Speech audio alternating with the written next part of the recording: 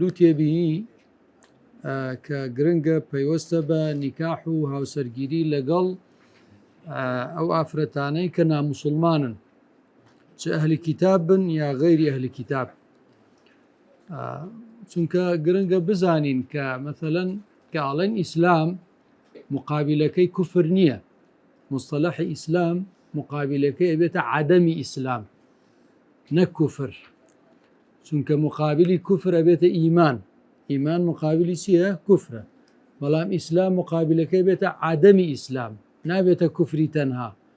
یعنی بەو معنایی هەر کەسێ مسلمان نەبوو نابێتە کافر، چونکە نامسلمان هەیە، کافر ئەگرێتەوە، منافق ئەگرێتەوە، ئەهلی فترەش ئەگرێتەوە. کابرا هەیە هین نییە مەثەلەن هەر دینی پێ نەگەیشتووە، هەر باسی خوا و پێغەمبەر و دین و ئیسلام و ئەمانە هەر پێ نەگەیشتووە یا پێگەیشتووە بەڵام بە سەقەتی ویان باس کردووە، کەواتە ئەمەە ناچێتە چوارچەوەی کافرەوە. کەواتە ئیسلاممان هەیە مقابلەکەی بێتە عەدەمی ئیسلام، یعنی کە مصطلحەکە ئاوا بڵێن باشە، بڵێن ناموسڵمان، کەسی ناموسڵمان، جا ناموسڵمان کافریش ئەگرێتەوە و غەیری کافریش ئەگرێتەوە.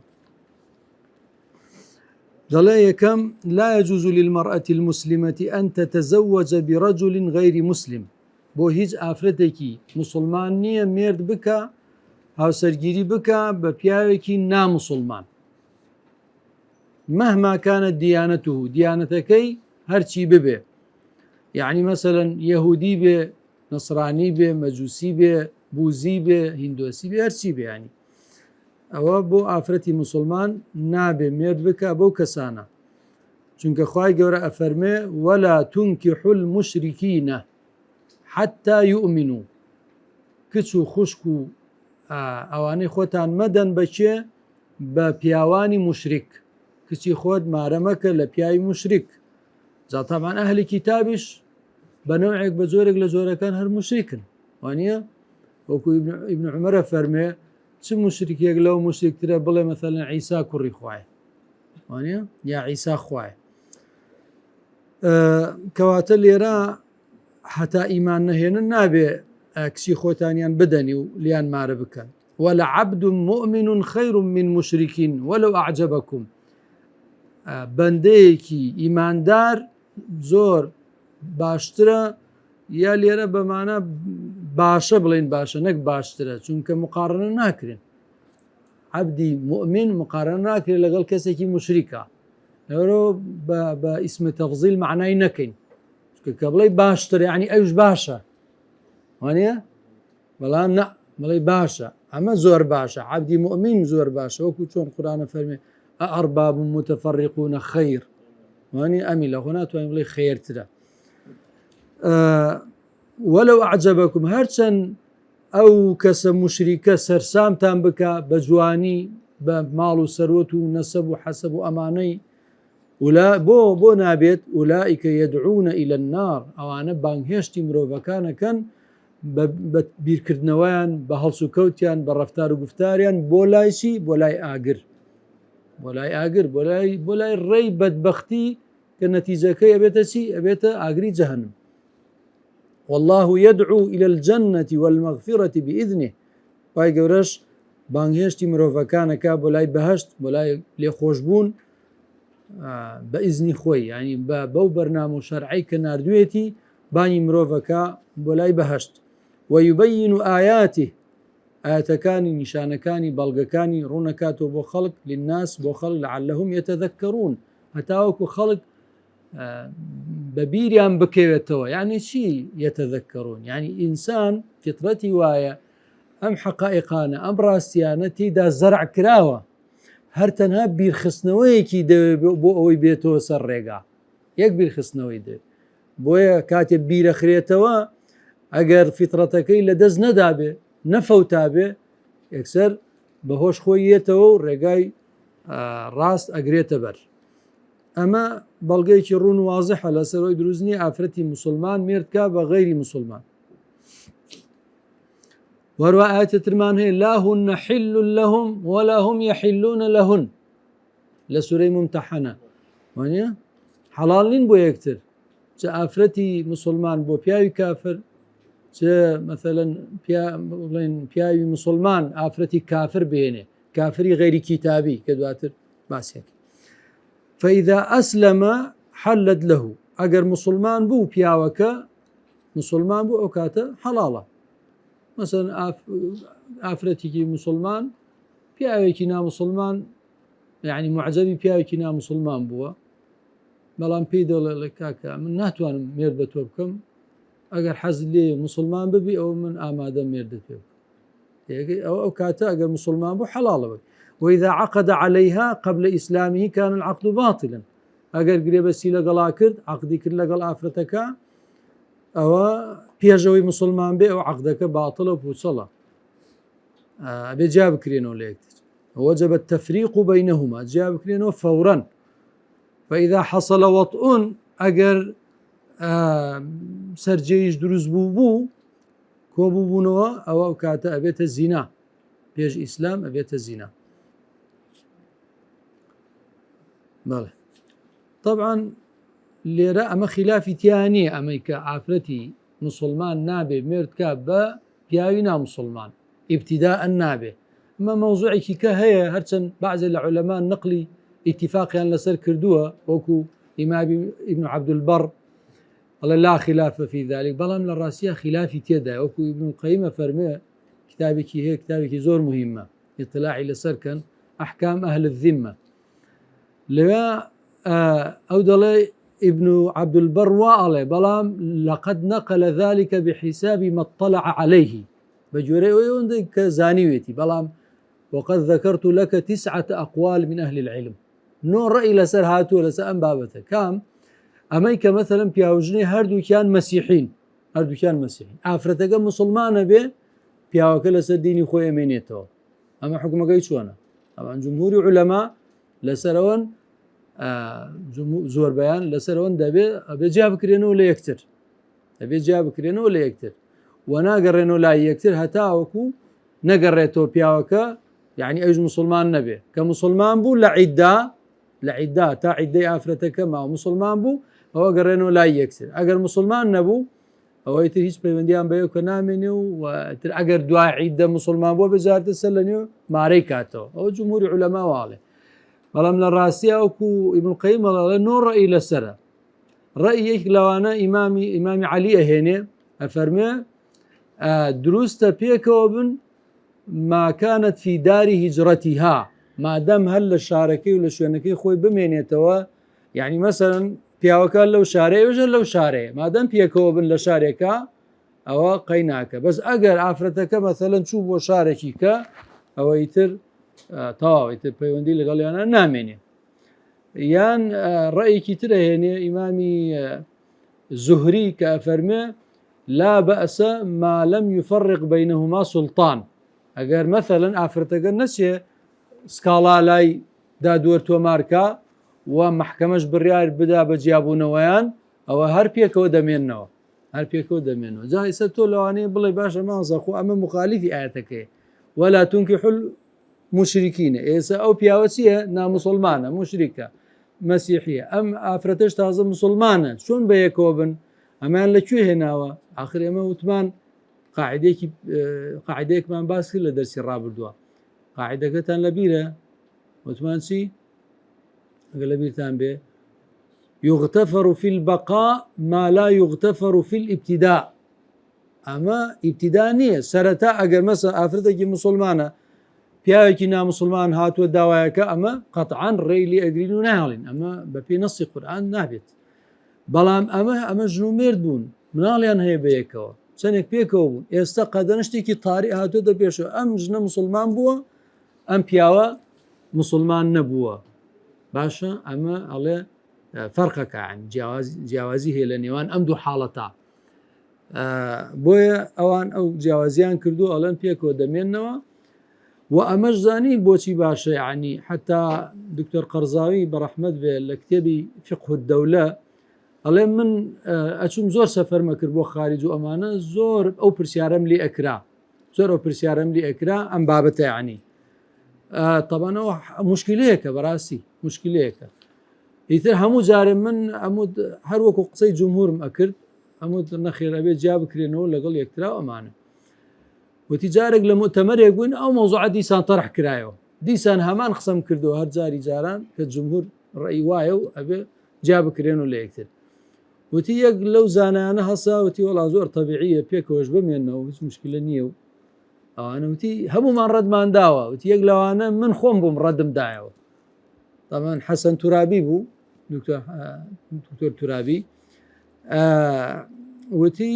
ئەوتی طبیعیە دوای ئەوەتی من هەر بە بەرداوامی ئەم پرسیارم لێ ئەکرا وتی دوای 20 ساڵ ئەوجا ئەو کتێبەم دەستکە و ئەحکام ئەهل الذمە کە ئیبن قەیم 9 ڕەئی هێناوە ئێمە گشتمانوانمە نەزانی ئیجماعی لەسەرە کەسی ئەو 9 ڕەئی هێناوە نەتیجە یەکێک لەو ئەسبابانەی کە وتی من فتواکەی خۆم بگۆڕم طبعا ئینسان خۆ نابێ لە ئەوڵی سەرەتا عمریەوە تا کۆتای عمری هەر ئەو ڕەیە وەربگرێ و ڕەیەکە و لەسەری بڕۆ تا کۆتایی و ئەگەریش بەڵگەی بەقوەتی دەستکە و ئەگەریش زروف گۆڕا ئەگەریش فتووا هەر هەمان فتوواکو مەلای مەسوور لیان پرسی وتی ئەمڕۆ چەندی مانگە مەسەوتی مەسەلەن 25 مانگە دوای 10 ڕۆژی کەوتیان چەندی ماوتی 25 ماوتیم برا تۆ ئێمە 10 ڕۆژ لەمە بە وتی پیاوە بێ لە قسەی خۆی پەشیمان نەبێتەوە یعنی ئەوە نابێتەوە بۆ ئینسان ئەهلی عیلم بەڕاستی ئەهلی عیلم نابێت زۆر جار گلەیەک ماوەسا تۆ فڵان ڕەی هەبوو کاتی خۆی تێبرا کاتی خۆی فڵان ڕەئیم هەبوو ێستا ڕەیەکەم گۆڕاوە تەمەن تەئسیرەکە زروف تەئسیرەکە عیلم تەئسیرەکە ئیطلاع تەفەرمو ئەوە کتێبێکی بینیوە ئەحکام ئەهل الذمە ڕەئی گۆڕا چونکە پێشتر وایە زانی ئیجماع ئێستا ئیجماع نییە ئەبینێ خلافی تێدا و ئەو جا هۆکارێک بۆ ئەوەی ئەم ڕەیە بگۆڕێ ئەوەیە کە ئەڵێ بەڕاستی زۆر جار ئافرەتانی مەسیحی بۆیە مسلمان نابن هەڵێ وڵا ئاخر مسلمان ببین مێردەکەمان مسلمان نەبێت دەی ماڵمان لێ تێکەچی ماڵمان لێ تێکەچی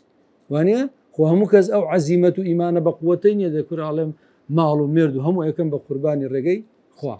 کەواتە ئەڵێ ماڵ و مێردم لێ تێکەچێ ناتوانم ئەگەر مێردەکەشم لەگەڵا مسلمان بێ هەر ئێستا ئامادەم شایەتمان بێن جا ئەگەر بڵێن کاکە تۆ مسلمان بە لەسەر ماڵ و عایلەی خۆت بە کێشە نییە لەسەر ڕێی حەزەتی عەلی لەسەر ڕێی ئیمامی زوهری ئەو پیاوە عیملاقە کەواتە ئیتر چ مشکلێتی ئەو کات بۆ قاعیدەی فقهیشمان هەیە بەڵێ باسی ئەو شەکە بە تەفسیل باسێکە بڕۆنەوە سەری ان شاء الله لێرە مەجال نییە هەمووی باسکەین بە تەفسیل باسەکە و ئەو جا هەموو ڕەیەکان باسەکە لەگەڵ مستەنەداتی ڕەیەکان ئەو مهمە مستەنەداتیان چییە بەڵگەیان چیە هەمووی باسەکە جا لێرە ئەوەش خاڵێکە بۆی بزانین کە فەرق هەیە لە بینی ئیبتیدا و بەقا بەڵێ دوای ئەوە خاڵی دووهەم يجوز للمسلم أن يتزوج يهودية أو نصرانية دەڵێ دروستە ئینسانی مسلمان ئافرەتێکی جوولەکە یا ئافرەتێکی نەسرانی و مەسیحی بهێنێ ئەمە دروستە بۆچی لأنه ربما يكون سببا لإسلامها بەڵکو کە مەثەن ئەم پیاوە مسلمانە ئەم ئافرەتە مەسیحی هێنێ بەڵکو چی بکە تەئسیری لێ بکە تەسی ئەلبەتە هەموو ئینسانێکیش نەڕاستی ئینسانێک کە لە خۆی ڕائەبینێ کە مەثەن ئەم ناچێتە سەر دینەکەی ئەوە هێنێتە سەر دینەکەی خۆی ئەوە ئەگەر وا بێ ئەوە زۆر باشە و نەک ئیسلام مسلمان بوونی ئافرەتەکە ڕەنگە بێتە مایەی مسلمان بوونی بنەماڵی ئافرەتەکەش ئەم زاوایە مەسەن زاوایەکی مسلمانە محتەرەمە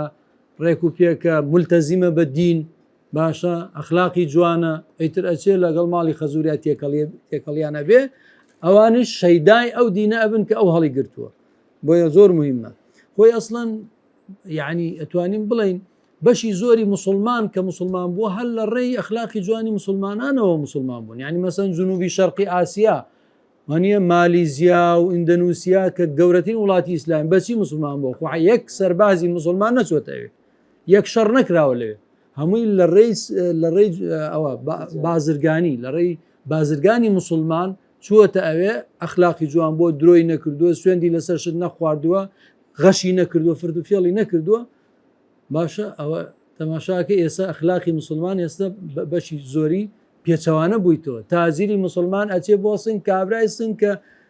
مەسەلەن بوزا پەرسە ڕەنگە بڵێن لە ئەخلاقی لە بەچکە مسلمانەکە باشترە دەیەوە چۆنە بێ ئەوە ئەسەن نوێنەرایەتێکی زۆر خراپی مسلمانانەکە و ئیسلامەکە لەوێ أو بوشي وازا واطلاعهم على الإسلام أما أبيت معي ويك أوان زانياريان دسكيو لسر الإسلام ونيا بيشتر نيزانو إسلام تشيه برنامج خواتشيه حارواي سلو غربة براسي زور كس حتى يعني ما زور زار حكم درك يلا كاكا أو إنها مسلمان بيو كافرو أمانو هرشي يهودية كافرو هرشي جولكية مسيحية كافرو هرشي مسلمان بي كافر هي واهي لو أنا هرب حياتي جو إلى إسلام وقرآن وشتان النبو هي وان هي مثلا لرأي إعلام وراقاني خوانو جوان ليبو أولا كاكا محمد هاتوا حاشاي أو حرب كوجو ببربو حرب خلقي كشتو حرب وڵاتانی داگیر کردو زۆڵ مستەمی کردو ئێوە توزانیا ئەو لە ئیعلامەکە ئەوەی پیشانەدا ئەیتر لەکوێ بزانێ ئەم دینە حەقە کامەیە لەبەرەوە فعلەن کاتێک کە تێگەن باوەش بۆ دینەکەن و بۆ دینی ئیسلام کە باش تێگەن کە شارەزە ئەبن بۆ یەکیش کاتێک شارەزانین بەڕاستی دژاتێکی قورسەکەن وترغيبهم فيه وهانيانەدا بۆ ئەوەی کە بێنە ناو ئیسلامەوە أما حكمتك ولا يجوز لزوجها المسلم أن يكرهها على تغيير دينها أما زور مهمة يعني أما يستا مثلا مسلمانك هاد أفرتك مسيحي هنا نابي زوري لي قبل إلا تؤبي بيت مسلمان نابت لا إكراه في الدين لا إكراه في الدين يعني شي يعني ما يزور كردن لدين النية أو تفسير كره نا مستحيل زور كردن لدينها به مستحيلة نفي جنسه مستحيلة بو چونك اگر دين توسقالك زوريتيكو ابيت النفاق دين نية وانيا تو مثلا شمشير لسر ملي كابرا راب قرفله شاتمان بينه شاتماني هنا بوبا مسلمان بونده نابيت مسلمان او ناب بو چونك امن لجير زورا بو هيج استفاده نية ام عقيده كي بوتشا نفاقه اسلاميش نفاقي بي قبول نية كواتا زور كردن مستحيل للديني حقها به ديني حق أبي بأزادانا وربجيري حتى يشك له كاركاني تشريع قتال أمية حتى لا تكون فتنة تا لسر هالبجاردني هر بيرو بوسونيك أشكنزة إنسان أشكنزة نخوة أشكنزة ندري لسر عقيدة كتايبت بيرو باورة كتايبت آزادي تواوها ببو هالبجاردني چي بو هالبجاردني هر بيرو باورة يعني مثلا مسلمانان كدين هێرش ئەبەن بۆ شوێنێ فەتحی شوێنێک ئەکەن ئەڵەن خەڵکینە ئەوە ئێستا ئەم تاغوتە ڕێگر بوو لەوەی کە ئێوە بێن بە ئازادانە دینی خوا مەسەن هەڵبژێرن ئێستا ئازادن ئێمە زۆرتان لێ ناکەین دینی ئێمە قبوڵەکەن ئەبنە برای ئێمە دینی ئێمە قبوڵ ناکەن ئەبنە هاونیشتیمانی لەگەڵ ئێمە و هیچ مشکلەمانیە لەگەڵتانە جا بۆیە بەڕاستی ئازادی تەواو بەس لە دینی ئیسلامە هەیە بە معنای کەلیمە أو وشيك أو كلميك حضرت عمر فرمي متى استعبدتم الناس وقد ولدتهم أمهاتهم أحرارا فعلا أو زور قوري حقواب أو زير بنو سريته وأنا قوري لبروا أما زور مهمة يعني نابي زور لدينا كيف حتى إمامي مالك فرمي يعني جزء كالمعاشرة بالمعروف دستيجنا كيف يقول بيبا بو كنيسة روجي يكشمانو بيهنيتوا بس عربي باو بيهنيتوا أو بشيك لا وعاشروهن بالمعروف تيجي أو فرسماحته يعني إمام مالك بله كواتا نابع أو يضايقها في أداء عبادتها يا مثلا نكاتيك أو رجل عبادتي أو طقوسي أو زوري بو بيني أو بالبي بي بقري ونار راحتيكا وما مس خريكي شيء وأم شتا بروبوسيتو أيكي وأمانة نابي حتى قرآنها لا تسبوا الذين يدعون من دون الله فيسبوا الله عدوا بغير علم أبي أو ميردا أخلاقك واجوان بيشان بدا كآفرتك بو خوي بلا والله أم دينا حقه أما من لسر حقني من خوي واز بيني نق أويك أو بزور حشتي بزور ناتس بي براسي أجر بزورش بي بكي دعاء ولا برشاي تو أيكو دعاء في شيء بيكا يعني استفادينيه قال تعالى خواهي قورة درباري أما كفرمي مثلا آفرتي نامسلمان أجر كتابي بو أقدارون إما أهل كتاب تنها دوانيان بفرمي ناسراون لقرآن يهودي ومسيحي فقط غيري أو أواني ترى لأن أهل كتاب وكتاب مانه قرآن اعتباري بونا كردون أن تقولوا إنما أنزل الكتاب على طائفتين من قبلنا كانوا دو طائفة يهود ونصارى توراة وإنجيل أما دو كتابي ناسراو لقرآن وبسند كراون بمعنى أهل كتاب أوانا أهل كتاب غيري أوانا بياناوتي أهل كتاب بويا فرمي وطعام الذين أوتوا الكتاب حل لكم طعام لربا معناه شيء طعام يعني خوراكي أهل كتاب وتان حلالا نا خوراك مثلا فاصوليا برنزو نيسكو نوكو مانا هيج مشكلة نية أهل كتاب يجنبه مشكلة نية مثلا دولمه كي بيغوشت بوينه سو مشكلة هي أما باسقة سربراوة طعام ليرة باسي شيء باسي سربراوة ذبائح أجرنا غير ذبائح لا هر ملتي كش بود به أتواني بي خوي طبيعية بلام ذبيحي غير كتابي دروزني إنسان بيخوا يعني أجر يهودي أجر مسيحي أجر سري بري أتواني بيخوي غيري أو سري بري ناتواني بيخوي مهما كان هالدين شيء هذا باشا طعام الذين أوتوا الكتاب حل لكم يعني بو معناه طعامي غير أهل الكتاب نابت حلال نية وطعامكم حل لهم سربراي يوجبوا أوان والمحصنات أما استشهاد ليراه يعني محل استشهاد أمي والمحصنات من المؤمنات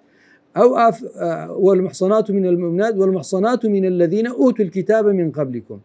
أو أفرتاني داين باكن لإيمان داران حلال بوتان وأو أفرتاني كداين باكن عفيفات لأهل كتاب هذا الشرط داناوا أبي أو أفرت مسيحية وديتو أيهيني مرجيه يكم مرجيه بشي به أبي داين باك به أجر أفرتك به بقيد بند وأوانه لش فروش وأمانة نابي إنساني مسلمان بيه أبي شي به أبي محصن به داين باك به أبي بناسي بهالسكوت والروش وأخلاق وأمانة بناسي لنزيكه والمحصنات من الجالية محصنات لم آتانا اللي ربا معنى عفيفاتا بلا محصنات كتير معنى إلى سورة النساء بمعنى شيء بمعنى متزوجاتا لباسي محرماتا فرمي والمحصنات من النساء يعني متزوجات حرام لستان طبعا كلمة السياقي خويا معنى اللي ربو معنى اللي يشبه معنى كتير بلا عفيفات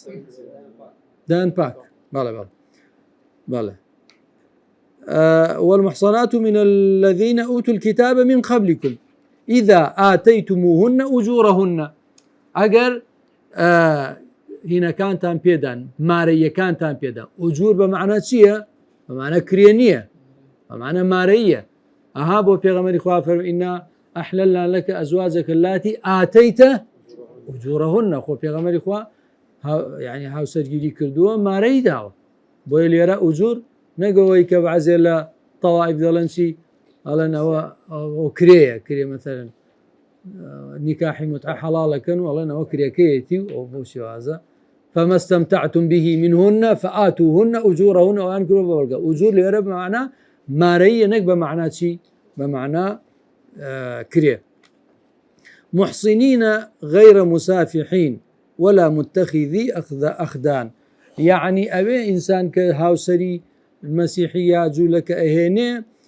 بو إحصان به يعني هاوسرگیری کی شرعي بك بويك داوني خوي ببارزي لبد روشتي غير مسافحين نابي بو زنا كردن بي بو زنا وبو أمانة نابيت باشا مثلا مارينكا بي لقل يابي أو نابيت ولا متخذي أخدان نابي وكو دوست وري بقري دوست علاقة ما هي لقلي واني قيتشك أخو أو مسلماني علاقة دروسة لقلي أو نابيت أما حرام كاتب بمرجانة مرجي كم وبوت ما نبي دان باك به مرجي دوما بعقدك شرعي بكري واني مرجي شيكك أوش قرنقام بلا ماري هبت طبعا ماري يعني عقدي شرعي بماري أو أنا هبت وأبي مرجي شيتر أويك نابي لا مثلا لملتك بيك لو دو ملتك للشر ولا جنقابين لقلان يعني محاربة نبي باشا محاربة أهل الذمة به بلا محارب نبي لقل محاربة مثلا أمتي إسلام لقل جولكا لحربة يعني براسي شونك ئەقسای داگیر کردو خاکی مسلمانانی داگیر کردو ئەوانە ئێستا نابێ ئەو جوولەکانی لەوێ هەن لەوێ چی بکرێ لەوێ مارە بکرێن نابێت ئەو بەڵێ ناخر مەسیحی وەکو دەوڵەتەکە بەز وەکو خەڵکەکە ناخۆ خەڵکێکی زۆر هەیە ئێستا لە دژی ئیسرائیل وا ڕێپێوانەکە و دژیانەوە سێ لەگەڵ فەلەستینیایە ئەوە بەس ئەوە ئێستا ئەوان ئەوە دیارە ئەوە جوولەکە ئەوەی ترەوە دیارە دوشمنی مسلمانە ئەوە نابێ ئێستا ژن لەوانە بهێنی بەڵام کاتی خۆی مەثەلەن بۆ نمونە سەحابە هێنایەن مەسە حەزەتی عوسمان ئافرەتێکی نەسرانی هێنا حوزەیفە مەسەلەن هێنای ئافرەتێکی یەهودیەنە حتا حەزەتی عومەر فەرمی ئەوانەی کە غەیری مسلمانانە تەلاقی بن حوزەیفە پرسیاری لێ گوتی باشە حرامە وتی نا هیە جەمرە تی باشە ئەزام جەمرێ ینی پشکۆی ئاگرە خراپە بۆت ئاگرە ئەو سوتێنێ وتی نا ئەزانم وایە بەس بەڵکم خۆم ڕازیم ئایا بەس حرامە وتی ناتوان بم حرام نییە بەڵام حەزەتی عومەر یعنی ئەی فەرموو ئێوە ئەگەر بچن ئەو ئافرەتانە بێن ئافرەتی مسلمان بازاری کەساسە بێ وهەنیە لەبەرەوە ئێوە هەوڵ بدەن جارینەکانی خۆمان ئەوە باشترە تا بچن لە شوێنی تر بەڵام خۆن نەشتوانی حرامیکە بەڵ ێزە عکس بوویتەوە کەواتە مەسەڵەن تەڵحەی کوڕی عوبەیدوڵڵاه هێناوێتی زۆرێک لە مسلمانان ئافرەتی نامسلمانیان هێناوە کەواتە بە نەسی قورئانیش هەرچەند ئیبن عومەر ڕەئی وایە کە دروست نییە نابێ بهێنرێت چونکە ئەڵێ موشریکە فەرقی چییە لە ولا تنكحوا المشركين ئەو ژەگرێتەوە شیعەکانیش ئەو ڕەیان هەیە بەڵام جمهوری عولەما ئەهلی سونە جەماعە لەسەر ئەوەن دروستە بەڵێ ئەم ئاەتە ئەڵێن ئەو ئاەتە عامە ولا تنكحوا المشركين ئەمانش هەر مشریکن کەواتە حساب بۆ ئەو ئاەتە عامە ئەکرێ ئەمانش کە مشریکن ئەمە هین نابێت ینی ئەم ئاەتە حەڵاڵی ناکە کەواتە ئەوە دیارە بەو شێوازە ئێمە سەباسی ئەوەمان کرد ئەو ئافرەتانەی کە حرامن لەسەر ئینسان بەڵام بە شێوازێکی کاتی تا ئێستا چوارمان باس کرد ئێستا پێنجەمین المەرئەة المتزوجة ئەو ئافرەتەی کە مێردی هەیە فلا يجوز لرجل أن يعقد على امرأة لها زوج مێردی هەبێ نابێ بچێ خواز بێنی لێ بکە هاوسەرگیری لەگەڵا بکە وهي لا تزال على عصمته لە کاتێکا هێشتا هەر لە بازنەی هاوسەرگیری پیاوەکایە لە لای ئەوە هێشتا چۆنە بێ خواز بێنی لێ بکە مارەیکە حتى يموتە هەتا پیاوەکە دەمرێ ئەو يطلقها یان پیاوەکە تەلاقی ئەدا وتنقضي عدتها ئەو کاتە عیدەکە تەواو بوو ئەتوانێ بچێ مارەی بکە و یعنی لە کاتێکا حتا لە عیدەشا بێ ئەتوانێت چی بکە ئەتوانێ بە کینایە تێ بگەینێ کە من ئامادەم بە سەراحەت دروست نیە بە کینایە والمحصنات من النساء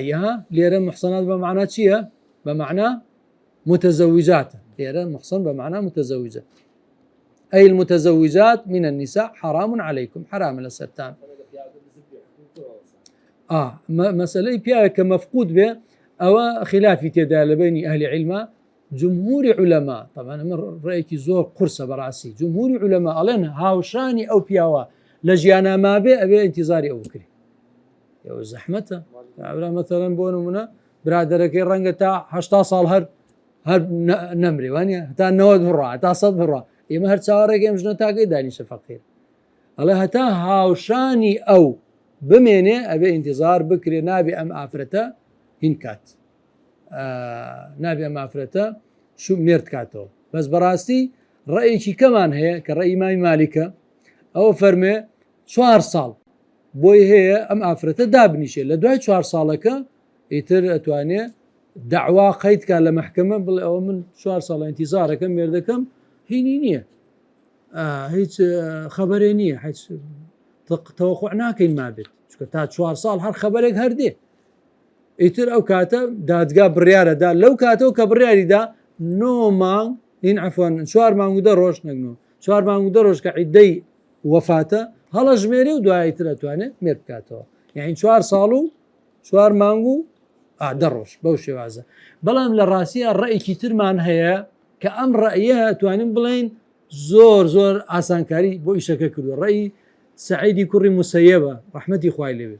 ئەفەرمێ 1 ساڵ ئەم ئافرەتە دائەنیشێ لە دوای 1 ساڵەکە ئەیتر حکم دەرەکرێ و بڕیاری محکەمە دەرەچێ و ئەو کاتە ئەتوانێت دوای عیدە ئەتوانێت مێرد بکاتەوە. معقولە یعنی معقولە. بۆچی چووکە بەڕاستی گوناحە ئەم ئافرەتە سەیوان هەیە و ئافرەتانەی کە مێردەکانیان ئەنفالە تا ئێسش هەر دانیشتون یعنی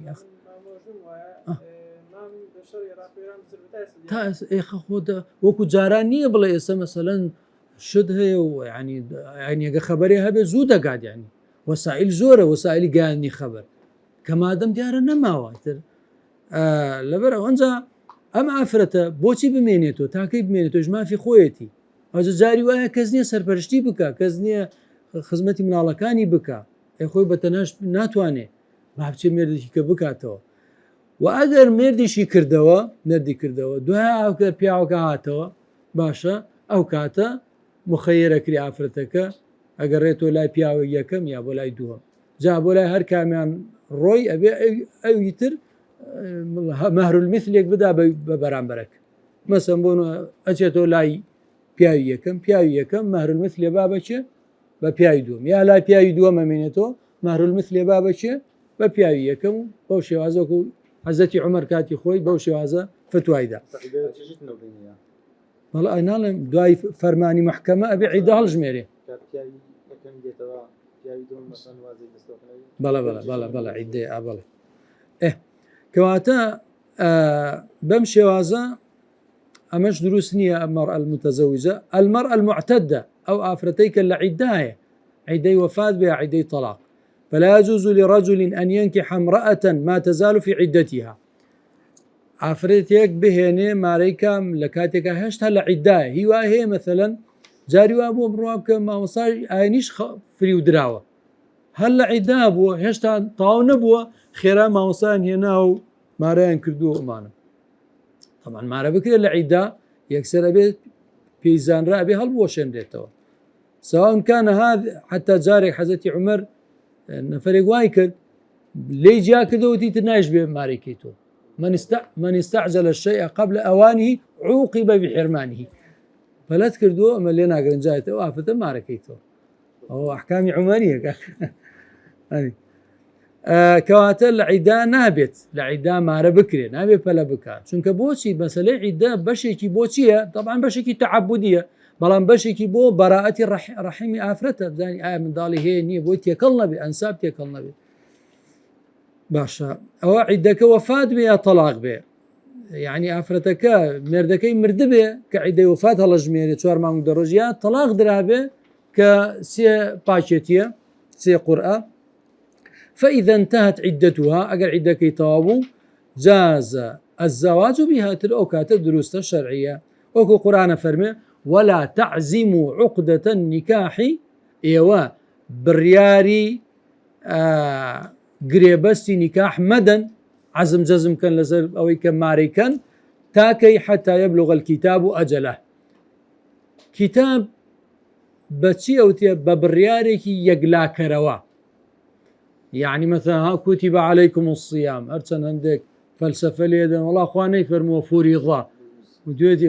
روجي رمضان واجبني بوت وقالني فريضة أصلا كتب زور بقوة لا فريضة يعني بريارك يقلا كروا ويتر نسرا وتازة تراجعي لناكري أو كتاب يعني أو عدية بريارك إلهية سبينراو بسر آفرتا أبي أو عدية هالجميرة هیچ مەزالیتیانە بێ هەڵیژمێرێ ئەو عیدەیە بگاتە شوێ کۆتایی حتا يبلغ الكتاب أجله کۆتایی پێ بێ ئەو کاتە ئیتر دروستە ئەجەلیش بەچی ئەوترێ المدة المضروبة على الشيء يعني كاتێک دانراو بۆ شتێک ئەها تەمەنی ئینسان طبعا حسب بإنسان كاك أجل كاتي نامري دواساتي جيانيان ناو أجل لكاتيك أجل بو تواوي مدة عمره نكتنا بو أو لحظيك وفاتك أقاتا ليه يعني الله أجلي هات يعني شي يعني باسي كوتام مديك لكاتك أجل بو همو تمنكيتي المدة المضروبة على الشيء مدة عمري تو تاكوتاي أو همو فيوتي أجل نكتنا ئەخیرەکەی کەواتە لێرە حتى يبلغان ئەگاتە ئینتیهای بەڵێ طبعا ئەمە بۆچی وایە طبعا بۆچی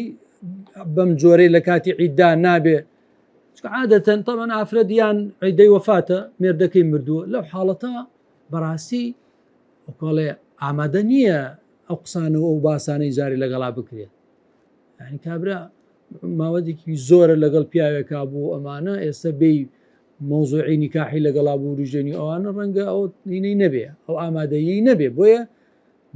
خەفەتی هەیە خەفەتبارە بێتاقەتە مێردەکەی وەفاتی کردووە ئێستا هەرچەند ئیمامی زوهری شتێکی سەیرە گەڕێتەوە تەمەن ناڵێ لكل قاعدة شواذ يعني هەڵێ جارێ ئافرەتێک لەگەڵ جەنازەی مێردەکەی چوو بۆ سەر قەبرستان باشە لە ڕێگە پیاوێک پێوت لا تسبقيني بنفسك لا تسبقيني بنفسك يعني هاي با کەس پێشم نەکەوێ ئەوش لە وەڵامە ئافرەتەکە وتی سەبقەك غەیڕوک باشە لەکوێ ئەمە پێڕاگەی ئەمە بەکی نافیەڵێ يعني أما طبعا عادة ونالي لكل قاعدة شواذ لو بابا قالنا بكي أما بكيناتي وتويتي يعني من آمادم بدي أنا زاو كولي وهيشتا نن يزراوه هتاكل أو عيدية بو بياو يا بو جن زا طبعا هندي عيدش هي بو بياو أقدار عيدة بو معناه الرابو السي مثلا باس ما كل مثلا بونمنا نانا مثلا بونمنا موتمان المرأة مع عمتها وخالتها ومن كمثلا خيزاني خوي طلاق دا ناتواني أيتر بهيني هتا كي هتا عدكي تاو نبي لو بينا بياو راوسي يا مثلا شوار جني هي جني كي طلاق دا ناتواني بينجم بيني هتا كي هتا عدك تاو نبي وش هو زورك للراوسان وانتظار كردن هرچەند جیاوازە لەوەی لەگەڵەوەی ئافرەتا بەڵام ئەش بەڵێ ئاخر هەر تەلاق بدا ئیتر ئەوە ئەبێ عیدە هەڵژمێرێ نانا هەر عیدەی ئافرەتەکە ینی ئافرەتەکە عیدە هەڵەژمێرێ تا لە عیدا بێ ئەبێ پیاوەکە ئینتیزارکە نابێ ژنی پێنجەم بێنێ مثلا چوارەمی تەلاقدا باشە ئیتر یەک تەلاق بێ دوان بێ سیان بێ هەرچی بێ هەرە بێ عیدە هەڵژمێرێ لەو کاتە کە هێشتا ئافرەتەکە لە عیدایە ئەو پیاوە ناتوانێت پێنجەم بێنی ئەبێ ئەو عیدەی تەواو ببێ کۆتایی بێ بەڵێ سێبەسەیشی تەلاقداوی هەربێ عیدە هەڵژمێری ئافرەتەکە باس قەیناکە بەس تا لە عیدا بێ ئەبێ چاوەڕێگە تا عیدەکەی تەواو بێ باس سێمیش بێ عیدەکە ئەبێ تەواو بێ ئەو جا ئەتوانێت پێنجەم بێنی باس لەوەیە یعنی لە دوای عیدە والله جا ئەوە بەو شێوازە ئەمە وتمان عیدەی وەفات ئەدی عیدەی تەلاقیش مثلا ئافرەتێک کە تەلاق درابێ مێردەکەی تاوان تەلاقی دابێ ڕاستە لەوانەیە وەکو تۆڵەیەک حەز بکات زوو مێرد کاتەوە بەڵام لایەکی تریشەوەڵێ من وەڵاهی هەڵەیەکم کرد ئەزمونیەکم کرد سەرکەوتوو نەبووم بۆیە ئەبێ ئەم جارە بە حەزەرەوە مامەڵە بکەم و ینی زوو ئامادە نییە ئیستیقبالی مێردێکیکە بکە حەزەرەکە فکری لێکاتەوە بیری لێکاتەوە هەتا بتوانێت ئەم جارە سەرکەوتوو بێ بۆیە ئەو عیدێشدان جگە لەوەی کە مەسەلەن بەڕاستی وەکو هین لایەنە عیلمیەکەی ئەڵێن سەلمێنراوە هەموو ئافرەتێکە نیکاحەکە لەگەڵ پیاوەکە کۆدێکی بۆ دروستە بێ ئەو کۆدە لە خلالی ئەو ماوەیە ئیتر ئەو کۆدە چیە بێت دەسڕێتەوە کۆتایی دێ ئەو عیدەی کە دانراوە ئەو کۆدە چییە؟ ئەو کۆدە نامێنێت کۆدی پیاوی یەکەم ئەو جا ئەتوانێت ئیستیقبالی پیاوی دووهەم بکە ئەلبەتە ئێمە ئەو شتانە بزانیان نەزانین ئێمە موسڵمانین تەسلیمی ئەمری خوا بین هەرچی خوا بیفەرمی ئەوە کرێ حوتەم المرأة المطلقة ثلاثا ئەو ئافرەتەی کە سێبەسێ تەلاق دراوە طبعا ئەم ئافرەتەش کە سێبەسێ تەلاق دراوە یعنی پیاوێک ژنەکەی خۆی سێبەسێ تەلاقدا ئیتر ناتوانێ مارەی کاتەوە هەتاکەی حتا تەنکیح زەوجا غەیرە ئەبێ بڕا مێردێک بکەوە بەو شێوازەی کە ئێستا یخین فلا يجوز لزوجها أن يعود إليها نابێ بگەڕێتەوە بۆ لای حتا تەنکیح زەوجا غەیرە هەتاوەکو مێردێکی ترەکە نکاحا شرعيا طبعا ئەو نکاحیکە نائمە بیستمانە ئەوانەوەی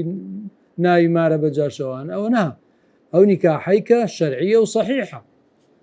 وأنجا ثم يطلقها الزوج الثاني بأرزوي خوي باختياري خوي نقل إغراء كردنو زور ليه كردنو أمانة يا عقدك بيج وقت لك أجا بمرجع أما يد مارك أنتو طلاقي بيت بود شويك يا دوش أمان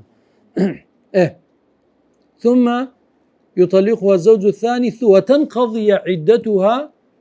وتنقضي عدتها منه أبي عدة لو يشتواب به عدة لو تواب به فإذا حصل ذلك أجر أمر إذا جاز لزوجها الأول أن يعود إلى يتر أو كاتا دتواني بيقرنتوا لا يخوي طبعا إن أرادوا إصلاحه أجر لا بريكي نو هالبدنوا أجر بيانه لا بريكي نو هالبدنوا أسايا بقرنوا ويعقد عليها عقد زواج جديد زواجك تازة بكنوا أو جا كدواي سي طلاق قرانديو بچن طلاق قريتو لاي بس يا طلاقي تازة شكو هرسيكي فرداوة بس يا طلاق قريتو لاي أما أجر مثلا طلاق يك طلاقي دا هرني هنا أو تاشو ميردشي تريكردو أمانة أو جا أجر بيه هنا توا بچن طلاق قريتو لاي بدو طلاق طبعا خلافي تيدا بعض العلماء جمهور ألن بدو طلاق يعني تعود إليه بما بقي من الطلقات بعضك جلان وكو أزم حنفية كان ألن مسألة هدم هي هدم يعني شي يعني كما دام شو ميردك تري كردوا يعني صفر بيته أو جاسي طلاقي بدروس بيته بس رأي جمهور بقوته نا بوشي چونك أمبياوا همو طلقة كاني فرنا داو بويا فرمي فإن طلقها أجر طلاقي دا يعني شي أجر طلاقي دا يعني بعد الطلقتين يعني ما لآيتي بيشوها فرميتي الطلاق مرتان طلاق سنده شون هم طلاق سيانية شون بو بدوان أوتي كلياتي 5 سنة بتلا بقيتي ما وصل شاشة هي كلياتي 5 شاشة يعني الطلاق مرتان شون دو مرة يعني أو طلاقيك رجعتي تيدايا الطلاق مرتان دعاء فرمي فإمساك بمعروف يعني رجعتي تيدايا أو تسريح بإحسان يا أبو زاري سيهم طلاقي بذا كواتا أو طلاقيك رجعتي تيدايا دوانا لسيانا رجعت نية رجعت بمعنى يبلا وجرام وجنك حيكم أوانية أبي سلني ما ريكاتو لدعاء مش ميردي كربة ميردي بويا فرمي فإن طلقها أقرب وزاري سيهم طلاقي دا فلا تحل له من بعد حتى تنكح زوجا غيره طبعا جمهور أهل علم لسر أوانك تنكيحا بمعنى شيء بس مجرد عقده يعني مثلا ميردي كم طلاقي ورقب وزاري سيام ميردي كربة بياوي كيتر عقدي لغلا كرد بيش قواسنو طلاقي دا بياوي كم أتواني بيقرنيتوا لا جمهور علماء نخير نابت معشان شو قال لي رد تنكيحا بمعنى شيء بمعنى عقد جماع هردوكي جماعي شقريته بس بلغي باويك حديث كمان حتى تذوقي عسيلته ويذوق عسيلتك حديثك كواتا أبي سرجي هبو به أو جا دروس بقريته والله تنها شي نبي تنها سعيدي كري مسيب نبي رحمتي خوالي به أفرمين بمجرد عقد أتواني بياوي يكم سيكا أتواني بياوي يكم بيهنته والله مديارة أو حديثي نبي استوى بين قشتوى حيث قش صحيحة يعني أجر بستبيتي بي آتكي بي بقوة تربوكا بي وايا كتنكيح لي ربما معناه تعقيده بمعنى عقده لبروا أو بوسوني أو اجتهادي أو فإن طلقها بوزاري متمان فلا جناح عليهما أن يتراجعا أم تراجعا بمعنى رجعة إصطلاحية كنيا قدار يعني بقرنوا لا يكتر بنكاحك تازة إن ظنا أن يقيما حدود الله أجر قماني غالبيا لسرعوا بكاتوانا برنامج خوا لباسي خيزان وبرس خيزانك لنيواني خوانا جب جكر يعني بكرتي ملف كتير هالبدنو لا بري كتير هالبدنو كجاري جاران نبن زادوا فرمي تلك حدود الله يبينها لقوم يعلمون أما حدود سنوورەکانی خوایە بەیان و ڕۆنیە کاتەوە بۆ کەسانێک کە بزانن حقیقت بناسن و بزانن. بەڵێ کاتمان ماوە باش باش مارە بەجانش بەڕاستی حرامە جائز نییە دروست نییە بێ هەڵوەشێنرێتەوە ئەو عەقدە چونکە حەدیثمانێ لعن الله المحلل والمحلل له لعنەتی لێکراوە حتى ناویەکی قەبیحی ناو التەیس المستعار تەیس مثلا نێرینەکە هێنی ئەیخوازی ئەیهێنی مثلا بۆ مدەتێک و دوای بێتەوە بکە تەیسی مستعارە ئەمە ناشرینە زۆر ئەنجا ئەمە بەڕاستی وەک بڵێ جۆرێکە لە تەلاعوبکردن بە حدودی خوا ئەمە خوای گەورە نیکاحی داناوە بۆی کەچی بێ نیکاحی داناوە بۆی بۆ ئیدامەیە بێ بەردەوام بێ نەک بۆ مەسەلەن چەند شەوێک بێ دوایە ئەوجا نیکاح بێ بەڕاستی نیەت بۆ نیەتی نیکاح بۆ ئیلە الئەبەد بێ بۆ تابید بێ ئەو شتانە و ئەو جەنابی پێشتر ڕێکەوتن بێ و کاکە مارەی کە دوای دیسان تەلاقی بدەرەوە ئەمان